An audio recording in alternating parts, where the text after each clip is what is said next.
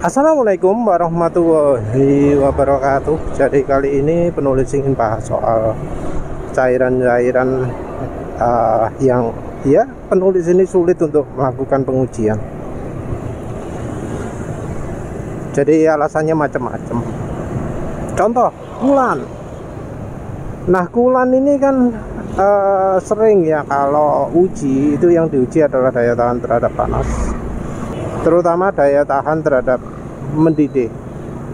Jadi dilakukan uji pengukuran suhu kapan kulan itu mendidih. Ya walau sebenarnya kalau untuk kulan itu ya harusnya nggak mendidih dulu, karena problem utama kulan itu ya memang ada yang sampai mendidih gitu ya, tapi bukan itu problem utamanya. Problem utamanya adalah rembes,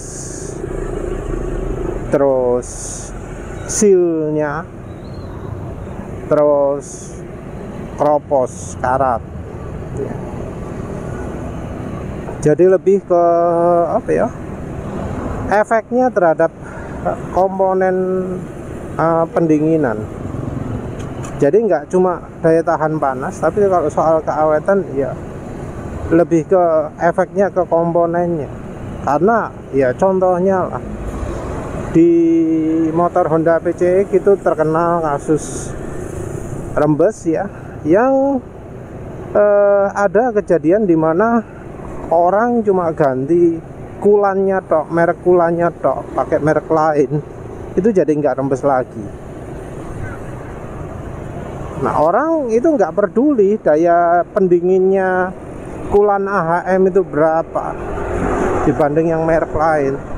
Yang dilihat cuma bikin rembes atau tidak, dan ternyata merek lain nggak bikin rembes. Nah, untuk yang daya tahan anti karatnya, waduh, lebih sulit lagi ya. Mungkin ada yang menaruh bola panas dimasukkan ke kulan. Ya masalahnya bola panasnya itu panas seberapa?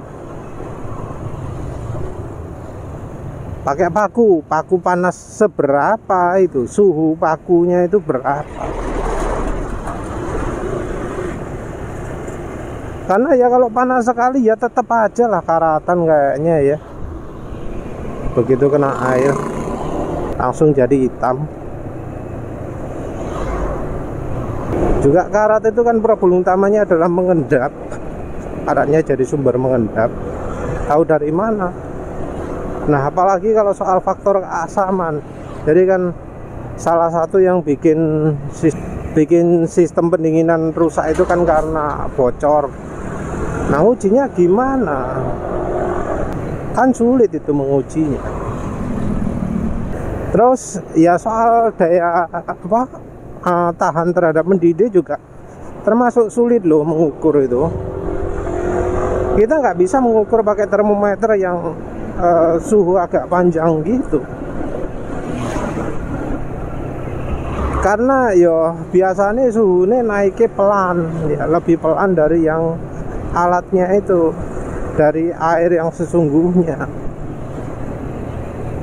Nah, untuk nyari yang instan ini yang susah, alat pengukur suhu instan.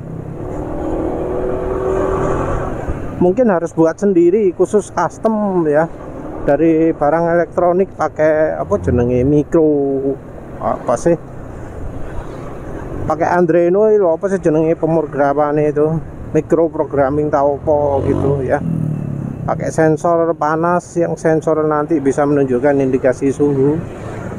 Jadi langsung dari situ yang bisa ketahuan. Yang produk tokonya apa penulis nggak tahu. Tapi kalau yang penulis punya itu yang pengukur suhu air, suhu masak itu nggak begitu cocok, karena ya butuh waktu cukup lama untuk bisa update angkanya. Hampir 30 detik lebih ya, untuk bisa update angka suhunya baru bisa naik menyesuaikan. Itu terlalu lama, karena kalau mendidih bisa aja sudah mendidih tapi suhunya baru kebaca belakangan, jadi suhunya bisa kebaca lebih rendah dari seharusnya. Untuk mengukur suhu mungkin ya butuh termogan ya, tapi termogannya yang untuk temperatur badan itu katanya juga nggak akurat. Boh, saya akurat apa ya. Terus yang berikutnya sulit diukur itu cairan transmisi. Cairan transmisi Matic, CVT, ATF ya. Transmisi untuk mobil. Sulit ya, karena ya ternyata yang namanya transmisi itu kebutuhannya macam-macam ya. Dan kita ini nggak bisa tahu apa sih yang dibutuhkan untuk sebuah tipe transmisi Matic gitu ya. Bahkan bisa jadi ada ketidakkompatibilitas antara yang dijual oleh produk aftermarket dengan buatan pabrikan. Jadi untuk ATF itu betul-betul buta, nggak ada gambaran ya. Bahkan soal kekentalan pun ya itu macam-macam kan. Ada yang kekentalannya SAE 10, ada yang SAE 10W40. Kalau di persamaan dengan oli mesin, kalau lihat apa angka apa jenenge produk datasheet, jadi beberapa produk ATF, oli CVT atau oli transmisi Matic mobil itu ada yang sharing kinematik viscosity oli produknya, dan itu ada yang encer, ada yang kental. Dan dari sisi bahan pun ya nggak selalu semuanya mineral, karena penulis pernah menemukan yang bukan mineral, bukan kompatibel mineral. Kompatibelnya apa ya, entah bahan PAG, bahan glikol ada ya, karena yang dibutuhkan adalah hidrolik. Enggak semua, sorry ya, ada yang butuhnya hidrolik. Nah kalau hidrolik bahannya glikol kan bisa, karena minyak rem aja itu kan pakai glikol, bukan pakai mineral. Kenapa glikol? Buh, cok takok. Kenapa minyak rem nggak pakai oli mesin? Buh. Kenapa ya? Kok minyak rem nggak pakai bahan oli mesin? Nah, oli transmisi ini ya karena fungsionalitas dan pemakaiannya lama sekali ya, bisa puluhan ribu kilometer, jadi sulit untuk mengujinya. Standarnya sendiri macam-macam ya. Kalau oli transmisi Matic itu lebih ke standarnya tiap-tiap pabrikan otomotifnya, pabrikan mobilnya. Jadi Toyota punya sendiri, Mazda punya sendiri, Suzuki punya sendiri, Honda punya sendiri, dewe-dewe gitu ya. Yang buatan barat juga dari Chevrolet, dari Dodge, apa mana? Chevrolet sama Dodge beda nggak? Oh beda. Itu kan ada sendiri-sendiri, dari Ford ada sendiri-sendiri. Belum lagi merek Eropa ada sendiri-sendiri. Dan ya kalau kita perhatikan ya, sama-sama Toyota itu ada dua jenis oli transmisi Matic. Ini belum mengukur CVT. Kalau CVT ada lagi sendiri. Spesifikasi beda ini karena memang kebutuhannya beda, dan kita nggak tahu sing dibutuhno apa, terus dalam implementasinya yang nggak boleh ada itu apa. Jadi makanya kalau misalnya ada yang tanya campur minyak goreng, penulis rekomendasi campuran dhisik, lihat misa apa enggak. Kalau misa ya jangan dipakai. Penulis sendiri kalau ditanyai transmisi Matic, mobil Matic, wis bingung, wis ngasih rekomendasi apa gitu. Karena yang dari pabrikan pun ya sama seperti kasus oli mesin, kualitas bisa turun. Ya kalau dari pabrikan saja merekomendasikan oli mesin tidak untuk keawetan kendaraan, ya yang ATF-nya, yang oli transmisi otomatis, transmisi CVT, dan seterusnya. Itu ya, apa mereka memikirkan juga keawetan kendaraan? Apa cuma memikirkan, oh biar produknya itu memberi keuntungan besar, entah untung dari olinya atau beli spare partnya? Kan repot itu. Tapi ya sayangnya ngujinya sulit. Ya apa cara ngujinya? Ngujinya cuma dari daya tahan terhadap panas. Tapi ya seperti tahu sendiri, untuk oli transmisi manual pun ya itu malah anehnya malah nggak tahan panas.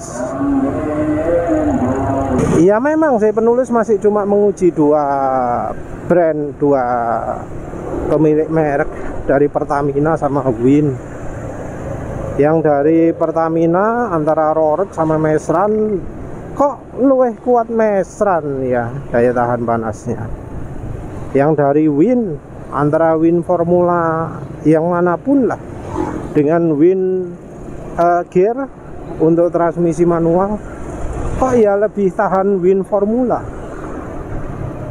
Jadi ya apa ya, karena ya namanya transmisi mungkin nggak butuh suhu tinggi, mungkin ya, walau ya sebenarnya transmisi matic itu nyambung mesin, mesinnya murup suhu ya panas juga, suhunya bakal sama kayak oli mesin, cuma nggak kena piston menurut. Nah kalau dibuat lama-lamaan suhu 100 derajat, apa gak jadi ireng bisa? Ya buktinya juga oli transmisi matic ketika di drain ya warnanya ya ireng bisa, ono sing ireng. Ya jangankan gitulah, kita ngomong oli suspensi kan ya bisa jadi hitam juga. Nah oli suspensi juga jadi salah satunya ya. Oli suspensi penulis nggak bisa melakukan uji buih. Ya sebenarnya mungkin ono lah ya, oh dikocok sekian menit, di blender sekian menit, mungkin kayak gitu ya kalau oli suspensi. Juga soal kekentalannya piro. Nah untuk daya tahan panas enggak ya, apa perlu ya daya tahan panas diukur gitu kalau untuk oli suspensi? Uji yang sulit dilakukan ya uji shear stability, karena oli suspensi itu ya bakal kena shear banyak karena oli dipaksa untuk lewat lubang-lubang kecil. Nah, itu pasti bikin olinya jadi kekocok. Nah shear stability penting dalam kondisi dikocok tersebut, tapi ya ngujinya susah. Pakai cara apa? Kalau dari bahan oli suspensi biasanya pakai bahan mineral ya. Kalau yang setahu penulis ya, kalau ada juga yang bahan sintetis, bu ono sing PAG apa enggak? Tapi bahan PAO kayaknya ada. Bahan ester mungkin enggak ada. Oli hidrolik turalik itu ya, mbuh bahannya apa? Mungkin mineral kali ya. Selain itu juga apa, minyak rem ya. Minyak rem bahannya glikol. Penulis ya pernah sih nyoba minyak rem, uji pH sama uji kekentalan enggak ya kayak ya. Nah, kekentalan rasanya mepodo. Yang lebih signifikan itu uji terhadap buih ya. Kelihatan minyak rem yang murah yang AHM itu mendidih jauh lebih cepat. Tapi ya cukup sulit juga cuma untuk membandingkan ya mana yang lebih nggak mendidih. Kalau nggak salah merek Prestone yang menang. Terus untuk uji pH nya yang lainnya netral, yang merek Prestone bersifat basah. Jadi diuji pakai kertas lakmus yang pH nya netral, yang dari AHM sama Jumbo yang pH nya basah sifat lebih dari 7, itu adalah dari merek Prestone. Tapi ya namanya minyak rem ya sama sih perlakuannya, ngukur karat, ngukur kompatibilitas terhadap seal. Ya terutama sih kalau untuk rem cakram yo titik didihnya itu ya merek Preston kayaknya yang cukup lumayan. Boleh daya tahan. Nah kalau daya tahan itu sudah beda lagi. Yang satu lagi sulit apa? Oli power steering. Kalau oli power steering kayaknya lebih rendah ya kebutuhan performanya. Enggak sampai kayak oli itu ya, enggak sampai kayak oli transmisi. Biasanya pakai oli suspensi, pakai oli hidrolik. Ya tapi ya tetap misterius juga bahan olinya apa. Cuma kendaraan-kendaraan modern sekarang nggak pakai hidrolik lagi kan ya, minyak rem, minyak power steeringnya sudah nggak ada minyak power steering karena sudah pakai elektronik. Cairan yang juga populer dan sulit mengujinya itu adalah engine flush. Engine flush itu ngukurnya macam-macam ya. Ada yang langsung dituangkan ke piston, ada yang ya dibakar di apano gitu ya. Oh ya, ada juga yang dari aspal ya, dari kemampuannya melarutkan aspal. Ya penulis sendiri saya juga masih nggak tahu ya cara membandingkan kemampuan pelarutan itu pakai apa. Harusnya pakai sesuatu yang bisa larut ya, yang kalau terlalu banyak jadi nggak larut. Apa itu? Jadi misalnya kita pakai 10 ml sesuatu gitu ya, terus kemampuan pelarutan bisa kita lihat dari membandingkan berapa banyak yang tersisa. Misalnya kita tuang 10 ml di sebanyak 100 ml cairannya, dikocok sampai seharian gitu, terus dilihat di hari berikutnya ada berapa mililiter yang tersisa belum larut. Itu baru menguji kemampuan pelarutan yang sebenarnya itu. Dan penulis masih nggak tahu kira-kira pakai apa. Kalau pakai stearik acid nggak iso, karena stearik acid itu tuh akan membuat membuat oli itu jadi beku. Jadi di suhu ruangan itu jadi beku, nggak iso pakai stearik acid. Menguji deterjen juga sebenarnya sulit juga ya, karena ya kalau deterjen itu artinya kan kerak yang sudah nempel. Untuk menguji deterjennya bisa mengurai itu ya butuh kondisi 1 panas dan 2 waktunya juga. Perhatikan sendiri kendaraan dipakai itu untuk mencapai 1000 km itu berapa jam dikendarai. Penulis 40 km kira-kira 45 menit lah rata-rata ya, 45 sampai 1 jam ya, tapi hitungannya 45 ya, 45 menit untuk 40 km. 1000 km ya kira-kira wis 1100 jam ya, 1100 menit ya. Ya jadi itu ya memang banyak sih kendala menguji. Yang menguji oli pun ya terbatas kemampuannya. Ya apa caranya menguji zero stability? Ya caranya menguji apa jenenge bui kalau nggak pakai alat. Jadi ya apa yang kita bisa uji ya terbatas. Ya wes lah, itu saja. Terima kasih udah menonton. Assalamualaikum warahmatullahi wabarakatuh.